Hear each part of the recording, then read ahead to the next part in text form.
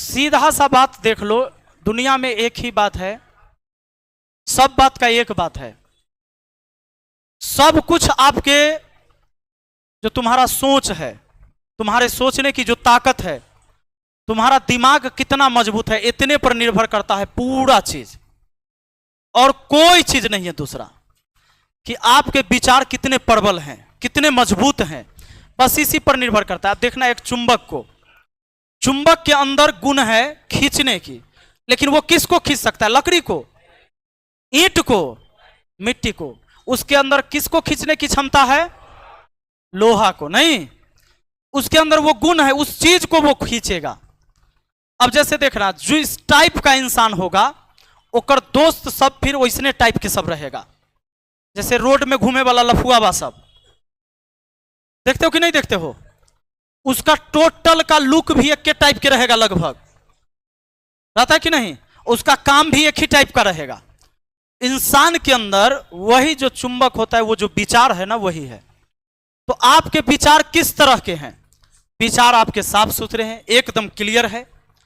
तुम सोचते किस किस प्रकार की चीजें हो, और पूरा लाइफ उसी पर डिपेंड करता है। और किसी भी व्यक्ति को उतना ही स्थान मिला है जितना वो योग्य रहा है।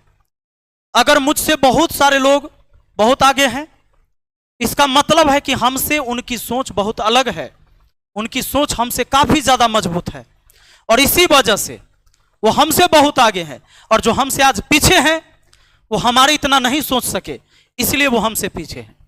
और मनुष्य ना सब एक पंक्ति में खड़ा है, ना तो तुम सबसे फर्स्ट हो सकते कभी, और ना ही लास्ट हो सकते तुम। अगर तुम्हें लगे कि दुनिया के सबसे दुखी इंसान तुम हो, तो कभी किसी का दुख देख लेना, झांक के देखना कि तुमसे भी ज्यादा दुखी इंसान दुनिया में है। अभी एक लड़की 2 दिन पहले हमारे पास आई थी, और पटना के एक बड़े संस्थान में उसने एडमिशन लिया बीपीएससी के लिए। वो आई तो पहले तो खूब रोने लगी। पहले आई, वहाँ स्टाफ को बोली कि हमको सर से मिलवा दीजिए। हम बैठे हुए थे, वो आई और खाली रो ही रही है, चुप्पे नहीं हो रहे, चुप्पे नहीं हो रही है, खाली रो रही है। हम कि तो पहले बताओ तो हुआ क्या तुमको? अब वो रोए जा रही है। बोले कुछ तो हुआ होगा, तू बताएगी पहले तब तो हम जानेंगे। हम कि या तो तू पहले रो ले तब बताना, हम तब तक भूजा खाते हैं। तो अब चुप हुई। हम जानते थे कि इसको मैटर से अलग भटकाना होगा, तब ये चुप होगी। मैंने इसीलिए उसको बोला कि पहले हम भूजा खाते हैं, तुम रो। तो चुप हो गई। उसको थोड़ा सा लगा कि सर अब मजाक कर रहे हैं, फिर चुप हुई, फिर बताना शुरू की। उसके पिताजी नहीं थे, पिताजी डेथ किए हुए हैं। 2 बहन है, एक छोटा भाई है। माँ के मंगलसूत्र बेच के और गहना बेच के तब 20,000 रुपया कोचिंग में फीस दी, और तब वो यहाँ एडमिशन ली है। वो अपने मामा जी के पास रहती है, कहें कि वो लोग अच्छे से नहीं रखने देते हैं और बहुत परेशान करते हैं, और इसीलिए खूब रो रही थी कि अब हम सर घर चल जाएंगे। लेकिन उस कोचिंग में गए कि मेरा फीस वापस कर देने के लिए, कि हम पढ़ेंगे नहीं। एक तो माँ ने मंगलसूत्र बेच कर दिया है, वो अपनी पायल बेच कर दी है पैसा एडमिशन के लिए, और हम तो कुछ कर नहीं सकते अब, चूंकि हम पढ़ नहीं पाएंगे, हम रहेंगे कहाँ? मुझे रहने का कोई साधन नहीं है, और मामा जी के पास हमें ठीक से रहने नहीं दिया जा रहा है। वो बहुत परेशान करते, मामी और मामा सब, इसलिए वो खूब रो रहे थे। तो जब तुम इसकी समस्या का समाधान मैंने करवाया, और ऐसे ऐसे समस्या तुम अगर अपने लाइफ में कभी देखोगे, वो तुमसे भी ज्यादा परेशान लोग हैं, ऐसे भी लोग हैं। और तुम्हें लगता होगा कि भाई हम ही सबसे दुखी हैं, हम सबसे ज्यादा परेशान हैं, हम सबसे कमजोर विद्यार्थी थे। ऐसनो बात नहीं है। कमजोर तुम कितनों हो उससे कोई मतलब नहीं है। मतलब यह है कि तुम्हारी इच्छा शक्ति कितना मजबूत है। तुमको मैथ नहीं आता, नहीं, बड़ा का बात नहीं है। ये बड़ा बात है, ये नहीं है कि मैथ तुमको नहीं आता है, तुमको जीके पर कमांड नहीं है, ये बड़ा बात नहीं है जी। तुम्हारी इच्छा शक्ति कितनी मजबूत है, तुम उसके लिए कितना तैयार हो कि नहीं हम तो सीख के रहेंगे। अगर ऐसी इच्छा तुम्हारे अंदर है तो तुम्हें कोई नहीं रोक सकता। वो मैथ सीखने से या जीके सीखने से या इंग्लिश, सब कुछ बना हुआ चीज है, ये आपके मेहनत से आएगा। और सीधी सी बात है कि तुम्हारा किस्मत में तुम्हें कितना मिला है वो तुम्हारे कर्म से मिला है। बात है समझ में? कुछ लोग होते हैं, 1-2% लोग होते हैं जो किस्मत से किसी परिवार में जन्म लेते हैं। बात है समझ में? अब राहुल गांधी उसी परिवार में जन्म लिया जिसमें खाली प्रधानमंत्री होता है। बात है समझ में? तेजस्वी यादव उसी परिवार में जन्म लिए जहां मुख्यमंत्री ये बनेगा एक के बार। नहीं तो उप मुख्यमंत्री बनेगा। ये होती है किस्मत। तो ऐसे कितने % लोग होते होंगे बताओ? 1% से भी कम। जितनी आबादी है, मुख्यमंत्री कै गो बनेगा जी? लेकिन उसके बाद भी उसकी बुराई होती है। बुराई कैसे होती है? बाप जैसा नहीं है। क्योंकि जिस लेवल पर तुम हो ना, फिर तुलना वैसे होगा। कहेगा ना लालू जी जो थे ना, वो बात नहीं है, कोनो भाई में वो बात नहीं है। ऐसे बोलता है कि नहीं बोलता है लोग? अगर तुम्हारे पिताजी खूब अच्छे इंसान है, खूब अच्छा काम किया, खूब पैसा उन्होंने कमाया हो मान लो, और तुम निकम्मा रहोगे ना, तो तुम्हारे पिताजी से तुलना करेगा, बाप तो इसका बहुत कुछ किया था, ये सब बुरा दिया, ये तो सब बेच के खा ना जाएगा। बात है समझ में? तो तुम्हें लग रहा है कि अगर समाज में वैसे इज्जत मिल जाता ना, इज्जत अपना मेहनत से कमाना होता है। पैसा तो तुम्हें किस्मत से मिल जाएगा, लेकिन वो सम्मान, तुम्हारा नाम, बात है समझ में, वो तुमको तुम्हारे अपने बदौलत ही मिलता है। तो इसके लिए आपकी इच्छा शक्ति मजबूत होनी चाहिए। आपका माइंड कितना मजबूत है इस पर निर्भर करता है। मैथ आना ना आना बड़ी चीज नहीं है, ये तो 6 महीना की बात है। 6 महीना तुम रात दिन एक तो करो, और एक साथ हमारे अंदर सारी चीजें नहीं हो सकती। एक साथ जो सोचिएगा कि हम सब बातों सोचे, सब कुछ पढ़ भी ले, जितना दुनिया का सुख है वो भी भोग ले, पहले ही नाम भी कमा ले, सबके नजर में हम अच्छा भी बन जाए, तो ऐसा कुछ नहीं हुआ। ऐसा संभव आज तक किसी के जीवन में नहीं हुआ। जिसने बहुत नाम कमाया है ना, उसकी सबसे पहले बहुत बुराई हुई है, दुनिया ने बहुत टांग खींचा है। ये सब की ले लो। तुम महात्मा गांधी की बात कर रहे हो, महात्मा गांधी की बात कर रहे हो, तो जहां से वो चले ना, गुजरात से थे ना, गुजरात में उन्होंने नाम नहीं कमाया। वो आए बिहार, वहां के लोगों ने उनको वो इज्जत नहीं दिया। वो जो आंदोलन करते थे उसमें उतने लोग भाग नहीं लेते थे। कहते ऐसी पगला हुई, ऐसे कहीं देश आजाद होगा? ये पागल एकरा चक्कर में पड़ोगे, मारपीट करना होगा।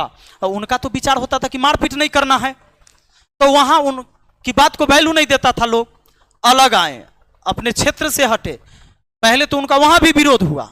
अब भगत सिंह, कौन चाहेगा कि भाई, सब माँ बाप चाहेगा कि हमारा घर में भगत सिंह ही पैदा हो जाए, कि जाकर फांसी पर झूल जाए और पुलिस उसके बाप को, माए को, बहन को, सबको उठा कर ले जाए और खोजते रहे? कोई चाहेगा? नहीं चाहेगा। भगत सिंह को भी नहीं चाहता था। उनके परिवार के लोग भी तो मना करते थे कि तुम मत पड़ो इस सब चक्कर में। तो दुनिया में जिसने भी नाम कमाया ना, वो अपनी इच्छा शक्ति के बदौलत ही नाम कमाया है। और इसीलिए आज आप शहीद भगत सिंह का नाम लेते हैं आप, और उनकी नारा लगाते हैं। तो उसने सेक्रीफाइस किया है, अपने लाइफ में उसने त्याग किया है, सबकी बातों को काटा, अपनी इच्छा से चला, और उसका जो मिशन था उसमें वो शहीद होने के बाद भी आज वो अमर है। बात आ रहे समझ में? वो दुनिया से चला गया। लोग तो कितने आए गए, हमारे परदादा गए, आपके परदादा गए, कौन नाम ले रहा है जी? कोई नाम नहीं ले रहा है। उन्होंने वैसा कर्म नहीं करा, और उस व्यक्ति ने वैसा कर्म किया जिसकी वजह से आज भी उसका जाना तो सबको एक दिन है, लेकिन जाने के बाद भी जो दुनिया में आज तक है जिंदा, नाम तो उसने कमाया ना। तो ये कैसे होता है? कहीं ना कहीं कुछ त्याग होती है। आज विद्यार्थी लाइफ में त्याग क्या करने की जरूरत है?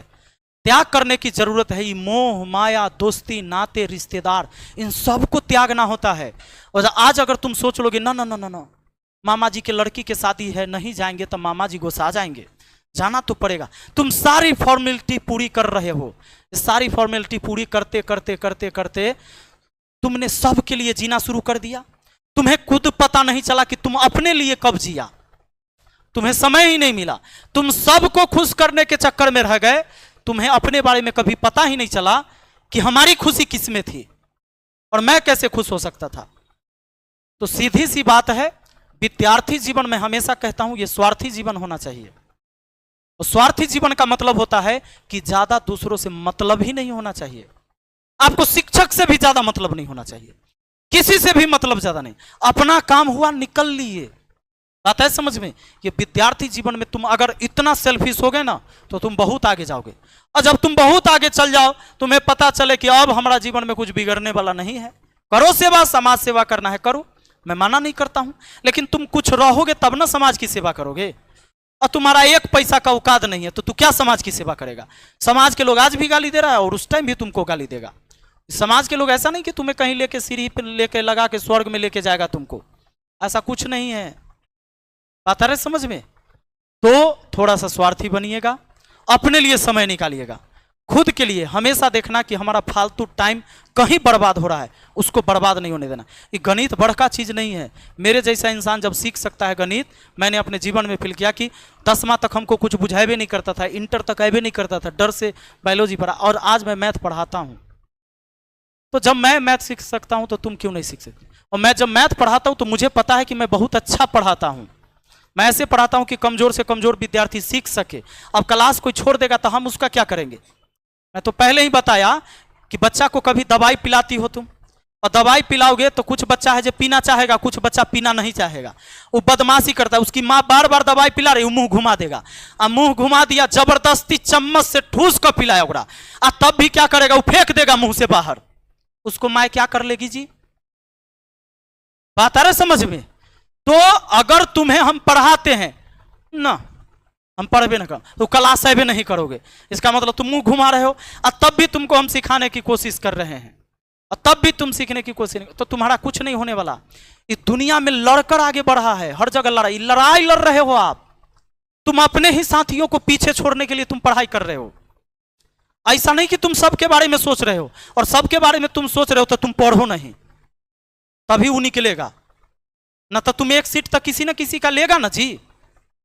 अब बताओ कि 10,000 सीट होता है और 10 लाख उस पर फॉर्म भरा गया, तो किसी कईयों का हक तुम मारे कि नहीं मारे?